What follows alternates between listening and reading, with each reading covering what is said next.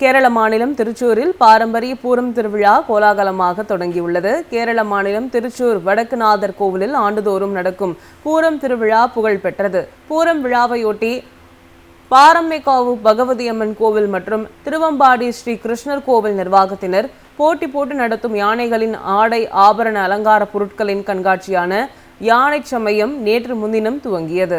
இதை பல்லாயிரக்கணக்கான மக்கள் பார்வையிட்டனர்.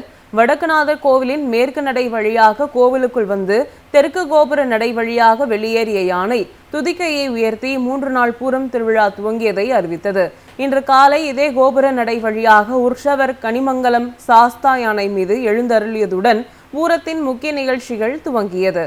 திருவிழாவின் சிறப்பம்சமான யானைகளின் அணிவகுப்பும் குடைமாற்றம் நிகழ்வும் இன்று மாலை நடக்கிறது. பூரம் திருவிழாவில் ஒரு பகுதியாக நடைபெறும் வான வேடிக்கைக்கு பட்டாசுகள் தயார் செய்யப்பட்டு வந்த நிலையில் சில நாட்களுக்கு முன்பு ஏற்பட்ட வெடி விபத்து காரணமாக தற்போதைய பூரம் திருவிழா பல்வேறு கட்டுப்பாடுகள் விதிக்கப்பட்டுள்ளன.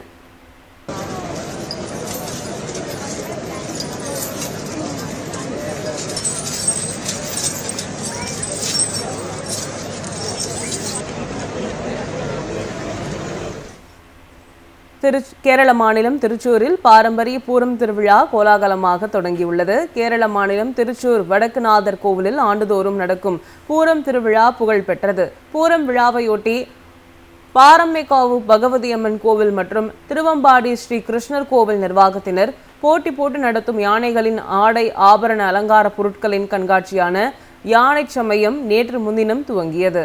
இதை பல்லாயிரக்கணக்கான மக்கள் பார்வையிட்டனர்.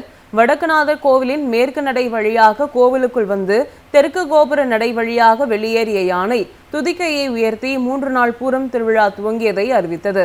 இன்று காலை இதே கோபுர நடை வழியாக உற்சவர் கனிமங்கலம் சாஸ்தா யானை மீது எழுந்தருளியதுடன் பூரத்தின் முக்கிய நிகழ்ச்சிகள் துவங்கியது.